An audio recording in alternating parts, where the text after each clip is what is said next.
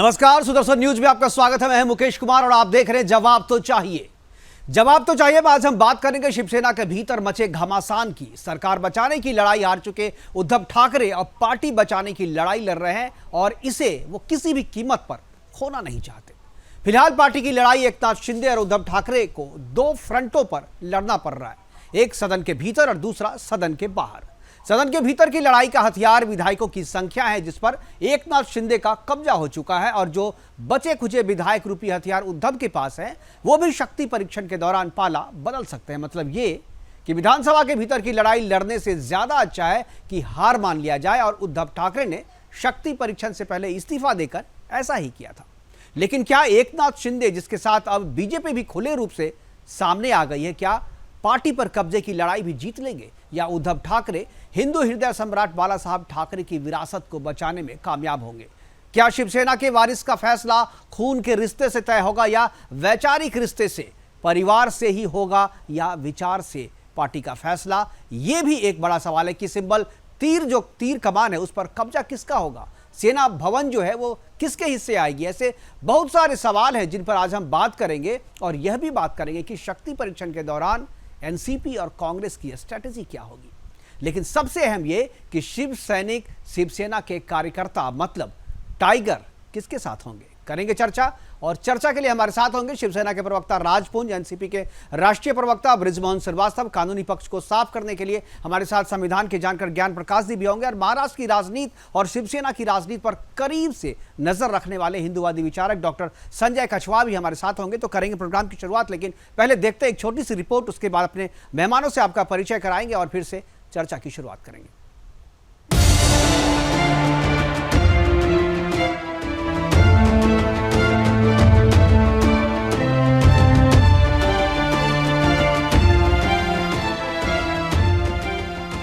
महाराष्ट्र की राजनीति में उद्धव ठाकरे राज्य सत्ता की लड़ाई तो हार गए, लेकिन उनकी अगली और सबसे बड़ी चुनौती यदि कोई है तो वो शिवसेना को बचाने में जुड़ी है, क्योंकि नए मुख्यमंत्री एकनाथ शिंदे स्पष्ट तौर पर अपने गुट को असली शिवसेना बता रहे हैं। लेकिन बड़ा सवाल अभी बाकी है। सवाल है कि असली शिवसेना किसकी है।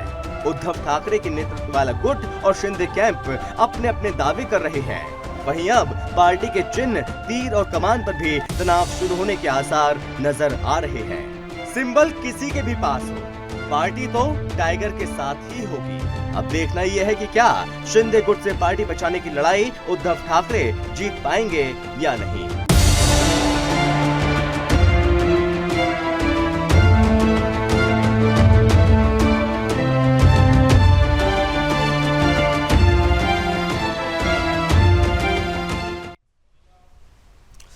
जी हाँ, तो लड़ाई अब जो है पार्टी किसके साथ है, पार्टी के कार्यकर्ता किसके साथ हैं, टाइगर किसके साथ है। बाला साहब ठाकरे ने अपने कार्यकर्ताओं को जिस टाइगर बनने की ट्रेनिंग दी थी वो टाइगर किसके साथ है, और टाइगर जिसके साथ होगा पार्टी भी उसी के साथ होगी, सिंबल चाहे किसी के भी पास हो। ये बात हमने साफ किया है। और एक चीज और है, सिंबल तीर कमान है शिवसेना का, लेकिन जहां भी आप पोस्टर देखते होंगे शिवसेना का, जहां भी आप शिवसेना का कोई भी कार्यक्रम होता है, एक टाइगर जो है वहां पर जरूर आपको दिखता होगा। ये टाइगर जो है यही पार्टी की शान है, यही पार्टी की पहचान है। और सिंबल जो है वो तो चुनावी एक सिंबल है जिसपे चुनाव लड़ा जाता है, लेकिन शिवसेना की पहचान टाइगर से होती है। जब बाला साहब ठाकरे जब थे तो बाला साहब ठाकरे भी जिस कुर्सी पर बैठते थे उसके दोनों तरफ भी टाइगर बने हुए थे, उनके घर में भी टाइगर था। यानी शिव सैनिकों की पहचान जो है वो टाइगर के रूप में है। और ये टाइगर क्या सोचता है कि आज के दिन में जब शिंदे के साथ पूरा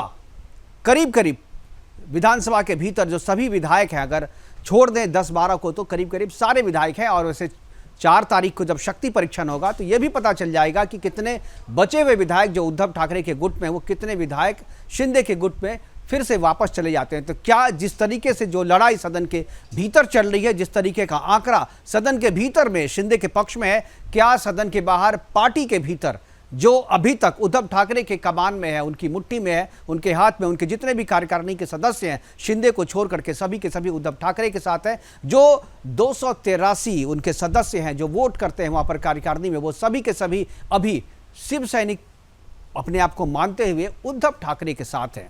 अब पार्टी के पार्टी पर कब्जे की लड़ाई का फैसला इलेक्शन कमीशन में होगा। इलेक्शन कमीशन में अगर बात नहीं बनती है तो फिर अल्टीमेटली ये मामला भी कोर्ट में जाएगा। सुप्रीम कोर्ट ये तय करेगी कि पार्टी सिंबल किसके पास होगा। इससे पहले भी बहुत सारी रीजनल पार्टियों में पार्टी के सिंबल की लड़ाई हो चुकी है और जिस तरीके से अभी शिवसेना के साथ हुआ, शिंदे ने जो किया, इसी तरीके की लड़ाई जो है आंध्र प्रदेश में जो है वहां भी हुई थी। वहां पर एनटीआर की पार्टी पे उनके अपने ही दामाद ने, चंद्रबाबू नायडू ने कब्जा कर लिया था, लेकिन तभी वो 51वां संशोधन नहीं आया था। लेकिन अभी हाल की जो घटना है जिसमें चिराग पासवान के हाथ से उनकी अपनी पार्टी निकल गई थी, लोग उसकी तुलना भी कर रहे हैं कि भाई कहीं चिराग पासवान की तरह ही होगा। लेकिन थोड़ा सा टेक्निकली यहाँ पर दिक्कत है कि चिराग पासवान के साथ पार्टी के कार्यकर्ता, पार्टी के सदस्य भी नहीं थे और चिराग पासवान की पार्टी का जो संविधान था उनके संविधान से बिल्कुल ही अलग शिवसेना की पार्टी का संविधान है। इसलिए इतना आसान नहीं होगा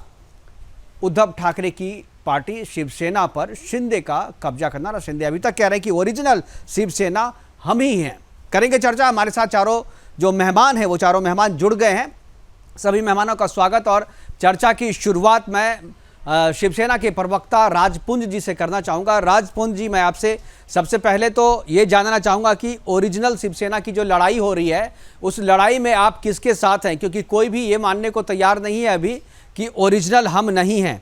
तो आप पहले मैं ये जानना चाहूँगा कि आप किसके साथ हैं। क्या आप शिंदे गुट के साथ हैं जो अपने आप को ओरिजिनल शिवसेना कह रही, या उद्धव ठाकरे जी के साथ आप हैं जो अपने आप को ओरिजिनल शिवसेना कह रही है? और सबसे पहले अपनी स्थिति साफ करें, उसके बाद आप जो बोलेंगे जनता समझेगी कि आप किसकी तरफ से बात कर रहे हैं। राजपुंज साहब। राजपुंज साहब जी। जी जी मुकेश जी, मेरी आवाज आ रही है? जी आ रही है राजपुंज जी। हाँ मुकेश जी, हम हिंदू हृदय सम्राट बाला साहब ठाकरे की जो शिवसेना है उसके साथ हैं और उसी के साथ हैं क्योंकि वो 56 सालों से हिंदुत्व की बात करती है। हम उसी के साथ हैं और इसमें बिल्कुल स्पष्ट है और उसमें कोई कहने की आवश्यकता नहीं कुछ नहीं। आप बीच का रास्ता ले रहे हैं, बीच के रास्ते से नहीं। देखिए बाला साहब की शिवसेना पे दोनों ने कब्जा किया। बाला साहब तो अब रहे नहीं, वो स्वर्गीय हो चुके हैं, हम सबके हृदय सम्राट हैं वो। लेकिन वो तो अब उनके नाम के शिवसेना के साथ हैं। ये सवाल नहीं, सवाल ये है कि उनके नाम पर दोनों शिंदे भी और उद्धव भी दावा ठोक रहे हैं कि शिवसेना मेरी है और ओरिजिनल शिवसेना हम ही हैं और ओरिजिनल शिवसैनिक भी हम ही हैं। आप किनके साथ हैं ये तय करें तो ताकि आपकी बात जो है उसी हिसाब से लोग समझे। मुकेश जी देखिए, मैं आपको बताता हूँ कि शिवसेना इस समय पक्ष प्रमुख तो माननीय उद्धव साहब ठाकरे जी के पास है जो उसके प्रमुख हैं, तो उन्हीं के साथ हैं और उसमें कोई संशय ही नहीं। अब आप जो प्रमुख जो शिवसेना को चला रहा है, जो शिवसेना के साथ, जो शिवसेना का जिसके पास नाम है, जिसके पास उसका परचम और सब कुछ है, शिवसेना भवन जिसके पास है, उसके साथ कोई कहने की आवश्यकता नहीं कुछ है।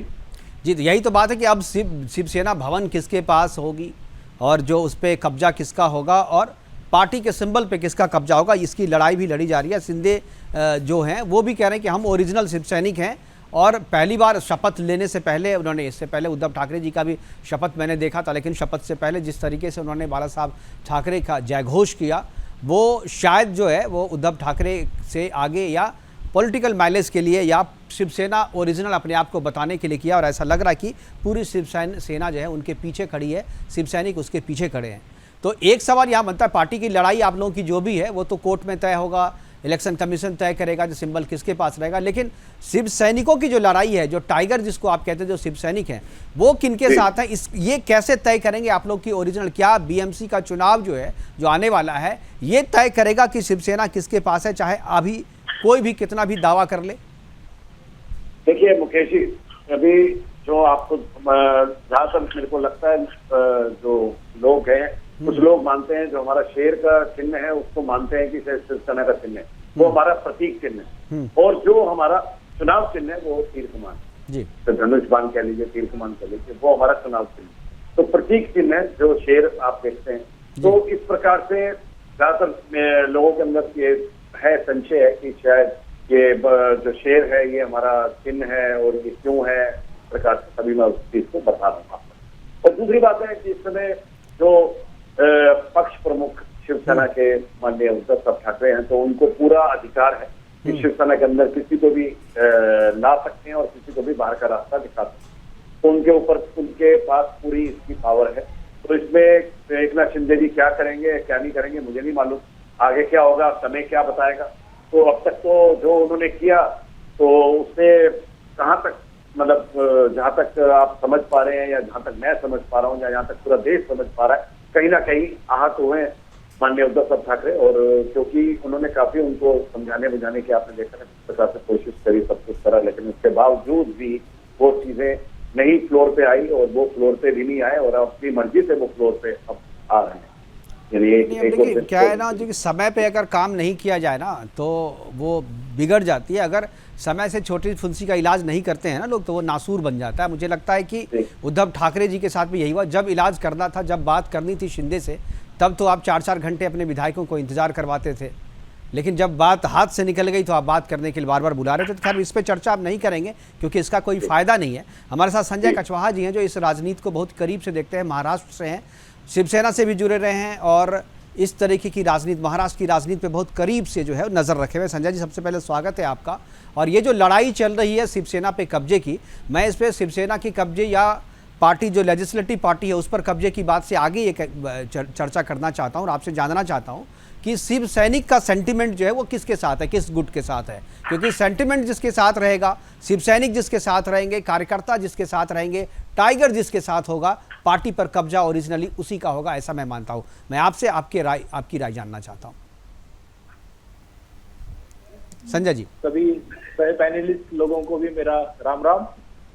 मुकेश कुमार जी, आपने जो कहा है कि अभी शिवसेना का कार्यकर्ता खुद को किससे जोड़कर देखता है जी।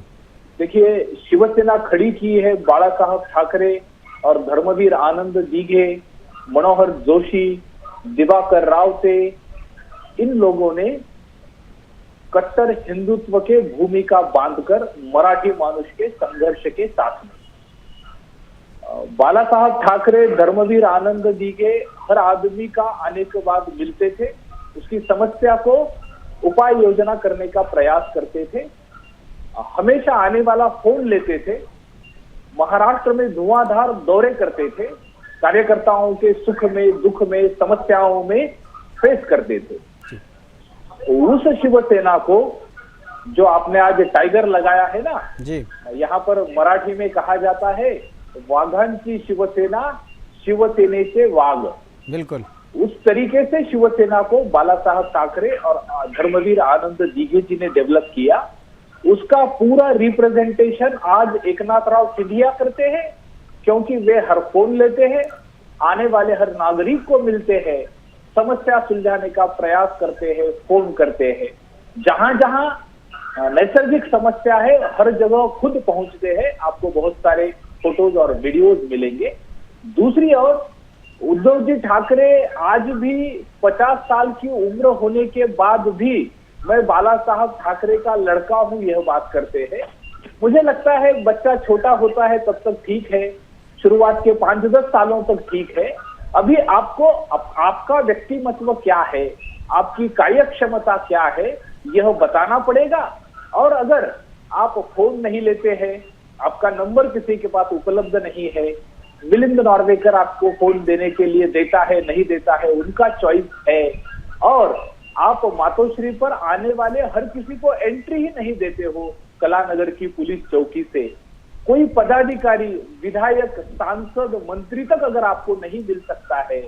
अभी आपने देखा होगा एकनाथराव सिंधिया के साथ गए हुए विधायकों ने वीडियो डाला है कि हम लोग वर्षा नाम का जो मुख्यमंत्री का निवास है वहां दिन दिन भर गेट पर खड़े रहते थे, हमें समय नहीं मिलता था, हम वापिस आते थे, लोग हमें हंसते थे। तो यह राजनीति शिवसेना की नहीं है, उसका रिप्रेजेंटेशन एकनाथराव सिंधिया करते हैं। दूसरा बिंदु, हिंदुत्व की राजनीति जो है, आप हिंदू हृदय सम्राट, हिंदुत्व ही राष्ट्रीयत्व और शिवसेना का भगवा झंडा, यह सिंबल तो छोड़ दीजिए, आपकी कृति जो है, आप अगर हिंदुत्व द्रोही, हिंदुत्व विरोधी नास्तिक शरद पवार के साथ जाते हैं, उनको गुरु मानते हैं, हिंदुत्व की राजनीति के विरोधी, धर्मनिरपेक्षता और तुष्टीकरण की राजनीति करने वाले कांग्रेस के साथ जाते हैं, तो आपकी कृति हिंदुत्व के विरोध है। दूसरा, आप पर्सनली कहीं उपलब्ध नहीं हो। मुख्यमंत्री होने के बाद 1.5 साल आप कार्यालय में नहीं जाते हो मुख्यमंत्री एक चीज संजय जी ये एक चीज मैं जानना चाहूंगा कि ये केवल उद्धव ठाकरे जो अनुपलब्ध रहते थे शिव सैनिकों के लिए ही था ऐसा, या एनसीपी के नेता जब चाहें तब मिल लेते थे, कांग्रेस के नेता जब चाहें तब मिल लेते थे? क्योंकि उनकी तरफ से कोई शिकायत नहीं आई है, क्योंकि मुख्यमंत्री तो वो सबके थे, तो उनके कार्यकर्ताओं को कोई अगर काम होता था मुख्यमंत्री से या उनके मंत्रियों को, तो क्या उनके लिए एंट्री थी? हमेशा एंट्री ही नहीं थी। उन विधायकों ने वीडियो पर बाकायदा बोला है कि उनके विधायक क्षेत्र में अगर समझिए सारे डिपार्टमेंट का फंड 50 करोड़ आता है, एनसीपी के विधायकों को 800 करोड़ मिल रहा है। और सबसे बड़ा विरोधाभास यह है कि शिवसेना के विधायक ने जिस एनसीपी के उम्मीदवार को हराया है, वह एनसीपी का हारा हुआ उम्मीदवार 400 करोड़ का फंड अजीत पवार से ला रहा है और शिवसेना का विधायक ये तो होना ही था। जब जिसके साथ चुनाव लड़े थे उसके साथ सरकार नहीं बनी, तो ये स्थिति तो आनी ही थी। एनसीपी के राष्ट्रीय प्रवक्ता बृजमोहन श्रीवास्तव जी हमारे साथ जुड़े हुए हैं, अब बहुत ही पेशेंस के साथ जो पूरी चर्चा को सुन रहे हैं। बृजमोहन जी, ये जो आरोप है कि उद्धव ठाकरे मिलते नहीं थे और बगावत के मूल में जो रीज़न है, मूल जो कारण है वो यही बताया जा रहा है कि वो अनअप्रोचेबल हो गए थे, वो किसी से मिलते नहीं थे, नेटवर्क नहीं मिलता, जैसे कहते हैं ना मोबाइल में आउट ऑफ नेटवर्क, तो वो आउट ऑफ टच हो गए थे कार्यकर्ताओं के। जो उनके शिव सैनिक थे, जो उनके जो टाइगर थे, वो टाइगर मिल नहीं सकते, इसलिए बगावत कर दी। और टाइगर जब बगावत करता है तो रिजल्ट इसी तरीके के आते हैं। आप एनसीपी की भूमिका क्या देखते हैं इसमें? दो भूमिका, एक तो सरकार गिरने में, और अब जो 4 तारीख को शक्ति परीक्षण होगा उसमें एनसीपी की स्ट्रैटेजी क्या होगी? कांग्रेस की मैं नहीं पूछूंगा, आप चूंकि एनसीपी के हैं, तो एनसीपी की जो है वो स्ट्रैटेजी क्या रहेगी? मुकेश जी देखिए, हकीकत तो ये कि सरकार गिर गई है। अब किसकी गलती से गिरी, क्या क्या कारण थे वगैरह वगैरह, इसकी विवेचना करने का समय समाप्त हो गया जी। अब तो इसमें मंथन करने का समय है। तो हमारे जो आदरणीय नेतागण हैं वो इस मामले में जब भी बैठके होंगी तो उस पर इसका मंथन करेंगे और उसका कोई अच्छा बेहतर समाधान ढूंढेंगे। आपने जो एक महत्वपूर्ण बात की कि राष्ट्रवादी कांग्रेस पार्टी की भूमिका आने वाले दिनों में क्या होगी, और विशेष रूप से जो विधानसभा का सत्र शुरू होने वाला है उसमें मैं आपको स्पष्ट कर दूं कि महाविकास आघाड़ी की सरकार से बाहर हुई है, लेकिन महाविकास आघाड़ी का अभी जो गठबंधन है वो बरकरार है और इस पे तीनों दलों के जो भी उपलब्ध विधायक हैं वो आज भी उसका हिस्सा हैं। तो उसमें किसी प्रकार का कोई भी मतभेद या किसी भी प्रकार की कोई कंफ्यूजन नहीं है। विधानसभा में निश्चित रूप से जो हमारे विधायक हैं वो वर्तमान सरकार के खिलाफ मतदान करेंगे, क्योंकि ये अविश्वास का मत आना है। तो सरकार के पास कितना मत है, तो सरकार के जो समर्थक विधायक है वो उनको वोट डालेंगे। हम लोगों मतलब एमवीए एकजुट है ये आप कह रहे हैं, लेकिन आज जो उद्धव ठाकरे जी का बयान है कि अगर उद्धव शाह 2019 में मेरी बात मान लेते तो एमवीए वो नहीं बनता। बात सही है, क्या बात कर रहे हैं, नहीं बनता, लेकिन अगर सरकार बनती बीजेपी और शिवसेना की तो ये गठबंधन आपका नहीं होता। लेकिन अभी ये बात कहना कि आपको लगता है कि एमवीए से बाहर जाने के संकेत उद्धव ठाकरे दे रहे हैं? नहीं, उद्धव ठाकरे साहब ये संदेश नहीं दे रहे, क्योंकि उद्धव ठाकरे साहब ने बहुत स्पष्ट रूप से कहा कि भारतीय जनता पार्टी के साथ किसी भी प्रकार का गठबंधन हो ही नहीं सकता। ये उन्होंने कल शाम को भी बोला। नहीं, गठबंधन उनके साथ जाने की नहीं, आपका साथ छोड़ने का मतलब ये नहीं कि वो बीजेपी के साथ जा रहे हैं, वो इंडिपेंडेंट रहेंगे, क्योंकि उनपे जो दाग लगा है वो आप ही के तो दाग हैं। वो तो दाग एनसीपी और कांग्रेस ने लगाए हैं और उनपे ये उन्हीं वही दाग छुड़ाना है। तो जितनी जल्दी अलग होंगे उतना अच्छा है ना। उनपे आरोप क्या है? आरोप तो यही है ना कि दाऊद के जो समर्थन जो दाऊद से गलबहियां करता है उसके साथ जो है आप गठबंधन कर रहे हैं। जो भगवान को, ईश्वर को नहीं मानता, हिंदुत्व को नहीं मानता, उसके साथ सरकार चला रहे हैं। तो इसी दाग को धोना है ना। इस भारत के अंदर जो भी पैदा होता है, जो जिस धर्म में पैदा होता है, वो अपने उस इसके ऊपर विश्वास करता है। तो ये कहना तो गलत है कि जो इस देश नहीं, ये आप गलत बोल रहे हैं सर। ये टेक्निकली बृजमोहन जी टेक्निकली गलत बोल रहे हैं आप। अच्छा, अगर ऐसा होता तो कन्वर्जन की समस्या नहीं होती हमारे यहाँ। वैसे सारी समस्या वही है ना, जो जिस धर्म में पैदा हुआ उसी में रहता तो ये इतनी समस्या ही नहीं होती। ये ना रहना एक अलग चीज है। मैं ये कह रहा हूँ कि जो व्यक्ति इस भारत की भूमि पे जन्म लेता है वो किसी ना किसी इष्ट को मानता ही है। अगर कोई हिंदू है तो हिंदू देवताओं को मानता है, कोई अगर मुस्लिम है तो वो पैगंबर को मानता है, कोई अगर सिख है तो गुरु नानक को मानता है, तो ये कहना तो नितांत गलत है कि कोई भी व्यक्ति यहाँ पर जो पैदा हुआ है वो भगवान को ना मानने नहीं, वाला। आप कह रहे हैं कि जो पैदा होता है अपना धर्म लेकर के पैदा होता नहीं, पैदा तो हिंदू ही हुए हैं सारे, क्योंकि शुरू में जब कुछ नहीं था तो सनातन धर्म ही था, बाद में सारे कन्वर्ट हुए हैं। और ये तो यहाँ के मुसलमान ही मानते हैं कि 95% Indian Muslims are Hindu. Mukesh ji, हाँ। मैं एक्चुअली इस बिंदु पे, चूंकि मैं धर्म का उतना जानकार नहीं, ठीक है, नहीं जानकार तो मैं बस ये कह सकता हूं कि जानकार मैं तो अब हिंदू बहुत है, आप बोलना नहीं चाहते, मत बोलिए, मैं भी इस पे चर्चा नहीं कर रहा हूँ। मैं ये कह रहा हूँ कि आप कह रहे हैं कि एमवीए साथ में रहेगा, लेकिन इंडिकेशन ये मिल रहा है और लास्ट कैबिनेट में जिस तरीके से आप दोनों जो गठबंधन के दोनों सदस्य हैं, दोनों साथी हैं, उनके खिलाफ जाकर के उन्होंने फैसले किए और उसके बाद अलग हो गया, तो फिर आप कैसे कह सकते हैं कि हम साथ में रहेंगे? मैं इससे असहमत हूँ। उस कैबिनेट की बैठक में सारे लोग थे, तो कैबिनेट का फैसला था और कैबिनेट में कांग्रेस के भी लोग थे, राष्ट्रवादी कांग्रेस पार्टी के भी थे और शिवसेना के भी थे। तो चूंकि वो मंत्रिमंडल का निर्णय है, ये कहना गलत है कि उसमें कोई विरोध कर रहा था या कोई उसके पक्ष में नहीं था। मैं दूसरी बात आपसे कहना चाहता हूँ, देखिए कि जो वर्तमान हालात हैं इस समय, इस वर्तमान हालात में जो आपने अभी आदरणीय उद्धव ठाकरे साहब को के बारे में जो कहा, तो उन्होंने सच बोला है।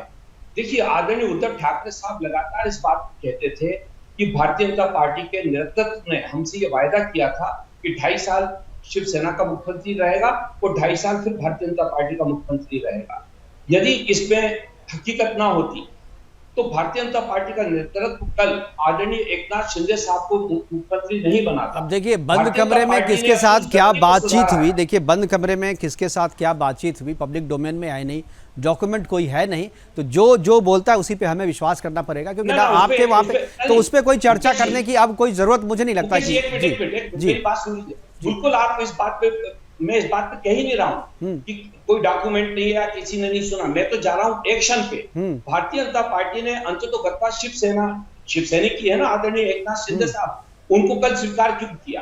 किसकी कीमत पर? आदरणीय देवेंद्र फडणवीस की कीमत पर। तो आदरणीय देवेंद्र फडणवीस साहब बेचारे 31 महीने से लगातार इस एमडीए सरकार के खिलाफ काम कर रहे थे और उन्होंने तो अपनी स्पीच में कहा था मैं समुंदर हूं और कोई ये ना सोचे कि मैं वापस लौट के नहीं आऊंगा। तो उस तो आए तो लौट के आए और आप पूरा शिवसेना समेट के आए, अब लौटना किसको कहते हैं? नहीं, मैं वही तो कह रहा हूँ कि उनकी इस मेहनत को भी भारतीय जनता पार्टी ने अस्वीकार क्यों किया? भाई तो उन्होंने तो कोई शिकायत नहीं की, वो पार्टी के सच्चे कार्यकर्ता है, पार्टी ने जो कहा वो कर रहे हैं, वो उन्हें तो कोई शिकायत नहीं है। नहीं, मैं आदरणीय देवेंद्र फडणवीस साहब की शिकायत और उसकी बात नहीं कर रहा, वो उनका अधिकार है, वो उनकी पार्टी के कार्यकर्ता हैं और एक स्वयं सेवक के रूप में उन्होंने पार्टी के आदेश का पालन किया, मैं उसका आपत्ति नहीं ले रहा हूँ। मैं कह रहा हूँ कि भारतीय जनता पार्टी ने, चूंकि उनको अपना वायदा याद आ गया, मतलब 31 महीने तक भारतीय जनता पार्टी के हर नेता और नेतृत्व लगातार देश से झूठ बोलते रहे, जबकि हकीकत ये थी कि उन्होंने वायदा किया था, तभी उस वायदे को हकीकत फिर आप ये कैसे कह सकते हैं हकीकत ये है? आप थे क्या वहां पे? तो सिद्ध कर दिया ना उन्होंने। नहीं, सिद्ध क्या, सिद्ध तो किया भाई। अब पहले 2.5 साल शिव सैनिक थे, अब तो है 5 साल रहेंगे शिव सैनिक। 2.5 साल उद्धव ठाकरे, 2.5 साल शिंदे रहेंगे। मैं आपसे यही कहना चाहता हूँ, भारतीय जनता पार्टी का नेतृत्व भ्रमित है। अगर उस समय सर इस पे आज चर्चा, मैं एक चीज जाना, आज मैं चर्चा कर रहा हूँ कि ओरिजिनल शिव सैनिक किसके साथ हैं? उद्धव के साथ हैं, जो आप कह रहे हैं कि आपके गठबंधन में शामिल हैं, क्योंकि अगर उद्धव आपके गठबंधन में शामिल हैं और उनके साथ टाइगर है ही नहीं, उनका कार्यकर्ता है ही नहीं, तब तो वो किसी काम के नहीं है आपको क्या? क्योंकि पिछले चुनाव जब हुए थे तो उनके जो शिव सैनिक थे, उनके जो कार्यकर्ता थे, जो टाइगर जिसको हम लोग कह रहे हैं, वो तो आपके खिलाफ लड़ रहे थे, तो अब वो आपके साथ कैसे आ जाएंगे? क्या आपको लगता है कि टाइगर अभी भी शिवसेना के साथ है? मैं सोचता हूँ शायद टाइगर अभी उद्धव ठाकरे साहब के साथ है। देखिए, दो चीजें होती हैं, एक होता है विधायक दल और एक होता है संगठन। संगठन का रैंक एंड फाइल आज हम लोगों को ऐसा लगता है कि वो उद्धव ठाकरे साहब के साथ है, और ये इसलिए भी लगता है कि 2018 में जब शिवसेना का चुनाव हुआ है, उसकी जो जानकारी इलेक्शन कमीशन के पास है, उसमें आदरणीय उद्धव ठाकरे साहब, उनकी जो राष्ट्रीय समिति है वो और उनकी जो जिला कमेटियां, उनको अधिकृत रूप से एक चुनावी प्रक्रिया के माध्यम से निर्वाचित किया गया था, जिसकी जानकारी चुनाव आयोग के पास है। किसी भी राजनीतिक दल का जो अंतिम जो फैसला है वो अंततोगत्वा तो चुनाव आयोग को ही लेना है, और चूंकि चुनाव आयोग के अनुरूप वहां पर इलेक्शन हुआ है, मैं सोचता हूं कि ये जो अभी संगठन है ये आदरणीय उद्धव ठाकरे साहब के पास है। लेकिन इसका एक बड़ी एक खास बात यह है कि भारतीय जनता पार्टी के लिए सबसे खतरा किसको? सबसे ज्यादा भारतीय जनता पार्टी को खतरा है उनके शिवसेना के झंडे से और शिवसेना के स्वरूप से, क्योंकि हिंदुस्तान में भारतीय जनता पार्टी के बाद वो एकमात्र ऐसी पार्टी है जो हिंदुत्व की बात करती है और जो हिंदुओं के लिए बेहतर तरीके से जिसकी पहचान है एक हिंदुत्व तो की पार्टी के आप हिंदुत्व की पार्टी किसको मानते हैं? हम लोग तो शिवसेना, हम तो दोनों को पार्टी को मानते हैं। हमारे लिए शिवसेना भी है और ये तो हिंदुत्व से आपको कोई हिंदुत्व के मुद्दे से कोई आपको परहेज नहीं है? क्यों होगा? हम हिंदू हैं, इस देश में पैदा हुए हैं, हिंदुत्व के मुद्दे पे तो फिर जब आपकी सरकार थी तो पालघर की घटना पे आप लोगों ने इतना डिले एक्शन क्यों किया? बिल्कुल नादेर की घटना वहां साधुओं की जो बिल्कुल नहीं, ये तो सबके सामने है ना सर। पालघर की जिस दिन घटना घटी है उस दिन आपके चैनल पे मैं था। बिल्कुल, मैं स्वयं पालघर गया हूँ। पालघर के तीसरे दिन में पहुंचा था। वहां पर थाने के जो 80 कर्मचारी थे, 80 लोगों का तबादला हुआ। तत्काल वहां पे जो वहां के एसपी थे, ये सारे देखिए ओरिजिनल जो ओरिजिनल गिरफ्तार 800 लोगों सर किसी को सजा, देखिए हम रिजल्ट देखेंगे ना, किसी को सजा नहीं हुई। नहीं, किसी को फांसी नहीं हुई ना, फांसी किसी को नहीं हुई ना। आपने चार्जशीट इस तरीके से तैयार किया कि सब बच के निकल गए। सरकार जिसके पास कौन सब तो किसी को फांसी सजा, किसी को फांसी दिलवा पाए क्या आप? किसी को फांसी दिलवा पाए क्या? नहीं बताइए किसको, जानकारी पूरी कीजिए आप, किसको फांसी मिली? टोटल 800 लोगों का पुलिस ने इंट्रोगेशन किया। उसमें से 160 लोगों को जेल भेजा गया और उसमें से अभी 40 लोग जेल के अंदर है और उसमें अभी सारे लोगों के खिलाफ केस चल रहा है। एक भी आदमी उसमें से नहीं बचा है। सारे ये समझिएगा, दूसरी बात समझिएगा, कोई महाविकास अघाड़ी की सरकार ने नहीं कहा था कि साधुओं की हत्या कर दी जाए। वहां पर एक मॉब क्रिएट हुआ रात को 2 बजे और रात को 2 बजे उस मॉब ने अगर सारा परसेप्शन होता है, सारा परसेप्शन होता है कि सरकार कहाँ है, परसेप्शन के हिसाब से कार्यकर्ता काम करते हैं। उत्तर प्रदेश के अंदर अभी तक 40 से ज्यादा। चलिए अब फिर उत्तर प्रदेश नहीं जाएंगे। हमारे साथ ज्ञान प्रकाश जी बहुत देर से सुन रहे हैं आप लोगों की बात को, और जिसके लिए ज्ञान प्रकाश जी को मैं बुलाया, मैं समझता हूँ एक बार प्रकाश डाल दें उस पर ज्ञान प्रकाश जी कि ये जो पार्टी की लड़ाई है, हालांकि हम तो कह रहे हैं कि जिसके पास टाइगर होगा पार्टी उसके पास होगी, सिंबल किसके पास है वो ज़्यादा मायने नहीं रखता, क्योंकि कार्यकर्ता के साथ ही पार्टी बनती है और कार्यकर्ता के समर्थन से ही चुनाव जीता जाता है, और कार्यकर्ता समर्थन नहीं दे तो पार्टी चुनाव हार भी जाती है। तो कार्यकर्ता जिसके साथ रहेंगे पार्टी उनके साथ रहे, लेकिन फिलहाल लड़ाई सिंबल की है, पार्टी की है, शिवसेना भवन की है, और जो ओरिजिनल टाइगर है उसकी कोई बात नहीं कर रहा। मैं तकनीकी तौर पर जानना चाहूँ कि पार्टी किसके हाथ में जा सकती है? मौजूदा संविधान जो शिवसेना का है और मौजूदा परिस्थिति जो शिंदे गुट की है लेजिस्लेटिव पार्टी के रूप में सदन के भीतर। देखिए असेंबली के बाहर जो दिखा है वो शिंदे जी के गुट के साथ में जो है 40 विधायक हैं, लेकिन 39 पे कहीं पे 39 दिख रहे हैं, कहीं पे 40 दिख रहे हैं। लेकिन जब पार्टी लाइन की बात करेंगे तो पार्टी लाइन में जो है जो कॉर्पोरेटर्स हैं या जो एमएलएज हैं बाकी के, और जो एमपीज हैं या पार्टी के जो पदाधिकारी हैं, वो जो है उद्धव जी के साथ है। तो ऐसी सिचुएशन में क्या है कि जो गुट टूट के गया है, अगर वो फ्लोर पे अपना बहुमत सिद्ध कर देता है और 2/3 से ज्यादा उनकी क्या कहते हैं अगर संख्या होती है, तो उनका जो एक सेपरेट गुट की आइडेंटिटी रहेगी। लेकिन जो पार्टी है वो जो है ओरिजिनल पार्टी शिवसेना, मुझे ऐसा लगता है कि कानून के मुताबिक वो उद्धव जी के साथ ही रहेगी। तो फिर इनके गुट की स्थिति क्या रहेगी वहाँ? क्या अलग गुट के रूप में पार्टी बनाएंगे या कहीं मर्जर करेंगे? क्योंकि जो कानून है उसके मुताबिक तो इन्हें कहीं ना कहीं मर्जर करना पड़ेगा। हाँ, तो मर्जर जो है 2/3 जो अगर ये प्रूव कर देते हैं, ऐसा है ये सब्जुडाइज भी है मामला, क्योंकि मेरे हिसाब से डिस्क्वालिफिकेशन का जो नोटिस सुप्रीम कोर्ट ने, जो सुप्रीम कोर्ट का मैटर है, डिस्क्वालिफिकेशन का जो स्पीकर ने नोटिस किया हुआ है, वो अभी सर्वाइव कर रहा है कहीं ना कहीं, क्योंकि एमएलए की मेंबरशिप सर्वाइव कर रही है। और 10th शेड्यूल के पैरा 2 में जो है 2 कंडीशन में इनकी डिस्क्वालिफिकेशन हो सकती है। पहली कंडीशन है कि खुद ही रिजाइन कर दे व्यक्ति एमएलए, और दूसरी कंडीशन है कि अगर विप जारी हो तो हाउस के फ्लोर पे उस विप को डिफाई करे। यहाँ पे विप जो है अगर जारी भी हुई है तो हाउस का सेशन नहीं है। नहीं तो अब तो ज्ञान प्रकाश जी, अब 2 पार्टियां, 2 गुट है, तो व्हिप कौन जारी, किसका व्हिप किस पे लागू होगा? अगर शिंदे के जो गुट के जो नेता हैं, जो व्हिप हैं, चीफ व्हिप हैं, वो अगर व्हिप जारी करते हैं तो क्या वो उद्धव ठाकरे के गुट पे लागू होगा, या उद्धव ठाकरे की पार्टी की तरफ से जो अगर व्हिप जारी हुआ क्या वो शिंदे पे लागू होगा, शिंदे गुट पे? वही चीजें जो चीफ विप है वो भी चैलेंज कर रखा है सुप्रीम कोर्ट में, वो भी सब्सिडाइज है मामला। जो शिवसेना के ओरिजिनल चीफ विप थे उनकी भी क्या कहते हैं विप चैलेंज कर रखी है, और वो विप की मान्यता उस समय की इस वजह से नहीं होगी क्योंकि वो विप जो है हाउस के फ्लोर के लिए नहीं थी, वो तो बैठक में कोई विप तोड़ना होता। नहीं, फिर से नया व्हिप जारी कर सकता है ना, ये तो पुराने व्हिप की मैं बात नहीं कर रहा, वो तो कोर्ट में चले। अगर सदन जब 4 तारीख को अपना चीफ अगर व्हिप अगर सदन में नया व्हिप जारी करते हैं वो लोग, तो फिर स्थिति क्या बनेगी? अगर नया व्हिप जारी करते हैं तो इधर से ये भी क्या कहते हैं अपना ये ओरिजिनल अपने आपको शिवसेना क्लेम कर रहे हैं। अब ये यहाँ पे वर्टिकल नहीं, मैं चाहूंगा संजय जी वो चीज देखिए, वो दोनों पार्टी दोनों गुट अगर व्हिप जारी करेगा तो किसका व्हिप किस पे लागू होगा, कौन किसको डिस्क्वालीफाई करेगा, ये फैसला मुझे लगता है कि विधानसभा अध्यक्ष जो है ये उनके ऊपर डिपेंड करेगा। विधानसभा अध्यक्ष ही ये तय करेंगे जो किसका व्हिप किस पे लागू होगा, या ऐसा हो सकता है कि दोनों व्हिप जो है वो अपने अपने गुटों पर ही लागू होगा, एक दूसरे को ओवरलैप नहीं करेगा। संजय कुशवाहा जी शायद कुछ इस पे प्रकाश दे पाए। संजय जी। मुकेश कुमार जी, शायद आपको याद होगा हमने 3 दिन पहले जब चर्चा की थी जी, आपने पूछा था कि मुख्यमंत्री देवेंद्र फडणवीस बनेंगे, गडकरी बनेंगे या एकनाथराव सिंधिया बनेंगे जी। देखिए, आपका अभिनंदन कि हमारा जो सवाल था कि मंगलवार या बुधवार को परिवर्तन होगा और एकनाथराव सिंधिया भाजपा के मुख्यमंत्री के लिए नहीं गए हैं, खुद बनना चाहते हैं। आपका जो सवाल है कि व्हिप के बारे में जी, देखिए, अभी भारतीय जनता पक्ष और एकनाथराव सिंधिया की शिवसेना सदन में विश्वास मत से पहले विधानसभा का अध्यक्ष चुनने वाली है। बिल्कुल।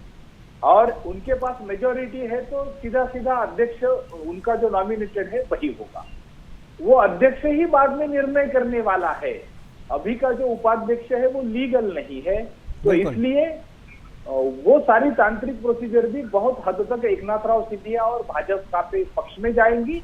यह 100% विश्वास दर्शक ठहराव भी जीतेंगे। और मैं एनसीपी के बारे में भी आपको बताना चाहता हूं कि एनसीपी के प्रमुख युवा नेता उप मुख्यमंत्री रहे हुए अजित पवार जी पूरा का पूरा वैक्सीन का 2 डोज और 1 बूस्टर लेने के बाद चौथी बार कोरोना से आइसोलेशन में है। छगन भुजबल जैसे वरिष्ठ नेता भी कोरोना से आइसोलेशन में है। खेल कुछ भी हो सकता है, सबको सावध रहने की जरूरत है। और एक स्मरण करवाता हूं, इसके बाद में सांसदों की बारी आने वाली है। विधानसभा के विश्वास मत के बाद शिवसेना के 18 सांसद एकनाथराव सिंधिया के गुट में जा सकते हैं, क्योंकि उनमें से 2 सेंटर में मंत्री भी बनने वाले हैं और उनके बहुत सारे काम भी होने वाले हैं। मतलब आप ये कह रहे हैं कि उद्धव ठाकरे अब एनसीपी और कांग्रेस के लिए किसी काम के नहीं रहेंगे, इसलिए इनको खुद ही वो अलग हो जाए तो ज्यादा अच्छा। बृजमोहन जी, जिस तरीके से संजय जी कह रहे हैं, कि आपको लगता है कि अब इस स्थिति में उद्धव ठाकरे आपके काम के होंगे? विधायक उनके पास है नहीं, सांसद उनके पास है नहीं। संजय भाई और संजय भाई की जो पार्टी है उसने तो पूरी तौर से ठान लिया है कि हम इस देश में लोकतंत्र की जितनी हो सकती उतनी धज्जियां उड़ाएंगे। जितने शक्ति के साथ अभी संजय भाई कह रहे हैं कि उन 2 लोगों को मंत्री बना दिया जाएगा, ये जो ड्राइव है राजनीति में या लोकतंत्र पे, इसको एक तरह से रिश्वत कहा जाता है। जब इसका खुलेआम इस प्रकार से प्रचार हो रहा हो, उसका महिमा मंडन हो रहा हो, तो हम समझ सकते हैं कि देश किस दिशा में जा रहा है। तो इसपे नहीं, लेकिन ये सारी चीजें नियम के अनुकूल ही तो हो रही है बृजमोहन जी, ये सारे तो नियम के अनुकूल हो रही है। अगर मैं आपको एक बात बता दूं जी, नियमों के अंतर्गत नहीं हो रही, नियमों की आड़ में संविधान की। आपकी आवाज, आपकी ऑडियो डिस्टर्ब हो रही है जी। संवैधानिक संस्थाओं को किडनैप करके मनमानी करवाई जा रही है, ये बिल्कुल स्पष्ट है। जितनी संवैधानिक संस्थाएं हैं उनके साथ ये हो रहा है। बिल्कुल, अब राज सकते हो कि बिल्कुल मुझे सत्ता से बाहर चले गए। बिल्कुल, राजपुन साहब बैठे हुए हैं, चूंकि उनकी पार्टी से रिलेटेड। मैं राजपुन जी से रिएक्शन चाहूंगा। संस्था तो जब किडनैप हुई, जब क्या कहते हैं आपने इलेक्शन किसी और के साथ लड़ा और चले गए किसी और के साथ सत्ता बनाने। मुकेश जी बिल्कुल, एक बार राजपुन जी के पास जी। पार्टी ने बिहार में किसके साथ चुनाव लड़ा? जी जी, वहां पे सरकार में बैठ गए। ठीक है, बिहार राजपुन साहब। मुकेश जी, इस सारे प्रकरण में सबसे जरूरी ये जानना है कि शिवसेना के संविधान में क्या है। जी। जिसके तहत जी, बिल्कुल जिस सही। प्रकार से हम बात कर रहे हैं, बिल्कुल सबसे बड़ी बात है। तो जी। मैं आपको कुछ तथ्य बताऊंगा बड़े शॉर्ट में जी। कि कोई भी बाहरी व्यक्ति शिवसेना को नहीं हत्या सकता, क्योंकि शिवसेना प्रमुख पद का जो दावेदार है वो सर्वोच्च है और उसे सबको मानना पड़ेगा। दूसरी बाहरी बात, का बाहरी का पार्टी से- मतलब जरा बाहरी का बाहरी से डेफिनेशन। बाहरी का मतलब है जिस प्रकार से एकनाथ शिंदे जी का बाहरी मतलब परिवार से बाहर, ठाकरे परिवार से बाहर। बिल्कुल बिल्कुल बिल्कुल हाँ, तो आप बाहरी सीधा व्यक्ति, कहिए, क्योंकि जी। 282 सदस्यों के द्वारा हाँ, जी, 282 जी। सदस्यों के द्वारा नहीं, फिर ये दोनों अलग होगी। 282 सदस्य जो है वो बाहरी को भी चुन सकते हैं, जो परिवार से नहीं हो। उनको भी शिवसेना के जो प्रमुख है उन्हीं का चुनाव करते हैं, ठीक। उनको उनके तहत ही हाँ बिल्कुल, ये वो हाँ ये पता है, मैं आपको बताना ये चाहूँ, मैंडेटरी है जी। देखिए, सुनते हैं, सांसद, विधायक, जिला प्रमुख, विभाग प्रमुख, ये जो भी हैं, ये 2018 में जो हुआ था उसके तहत था और 23 जनवरी 2023 तक ये मान्य है। तो बिल्कुल। वहां तक तो कोई समस्या है जी। नहीं। अब बीच में क्या ऐसा होने वाला है और क्या नहीं होने वाला, मैं बिल्कुल सारांश में आपको बड़ी छोटी सी इस चीज में आपको बताया। जी। तो इस तरह से क्या होगा क्या नहीं होगा वो किसी को नहीं मालूम, किसी के मन में क्या है किसी को नहीं मालूम, उनके मन में क्या था उद्धव जी को नहीं मालूम, अब उनके मन में क्या है किसी को नहीं मालूम। तो किसी को कुछ नहीं पता कहाँ किसकी सरकार बन रही है। देवेंद्र फडणवीस जी मुख्यमंत्री बन रहे हैं या निराशा के वहां पर बैठ के आप निराश होंगे, ये किसी को नहीं पता था। तो ये बहुत बड़ी एक जो मतलब आप इसी बात से संतुष्ट हैं कि बीएमसी चुनाव तक हो सकता है कि पार्टी सिंबल आप ही के पास रहे, बीएमसी चुनाव के बाद 24 और 23 तक जो भी हो वो किसी के पास भी जा सकता है। मुकेश जी, संगठन है 56 साल का, तो कहाँ उस पे इतनी, क्योंकि इतने कार्यकर्ता हैं, सब कुछ है। तो सिर्फ ये है कि कुछ पत्तों के झड़ने से कहते हैं ना, जैसे तो नए पत्ते तो आते ही तो चले जाते हैं। सर इससे पहले ऐसी बगावत भी तो नहीं हुई थी। अब ठीक है, देखिए बगावत हर पार्टी में कभी ना कभी होती है, किसी न किसी के साथ होती है। बड़े बड़े बिजनेस बंद हो जाते हैं, बड़े बड़े इस प्रकार की संस्थाएं समाप्त हो जाती है। ये एक संगठन है। शिवसेना को फिर मैं एक कह रहा हूँ, जो आकलन करना इस समय किसी राजनीतिक पार्टी के तौर पर, वो थोड़ा सा कहीं डिफरेंस नजर आती है शिवसेना, क्योंकि एक संगठन के तहत इसकी शुरुआत हुई थी और हिंदू हृदय सम्राट बाला साहब ठाकरे ने इसकी शुरुआत करी थी। तो उस तरह से देखा जाए इस संगठन ज्यादा अच्छा है। एक राजनीतिक पार्टी बनी वो एक अलग मैटर है, लेकिन अदरवाइज इसकी शुरुआत आपको मालूम है क्या नींव कहाँ से रखी गई। बिल्कुल ठीक है, हमारे पास समय की कमी है। जितने भी मेहमान हमारे साथ जुड़े सभी मेहमानों का बहुत बहुत धन्यवाद।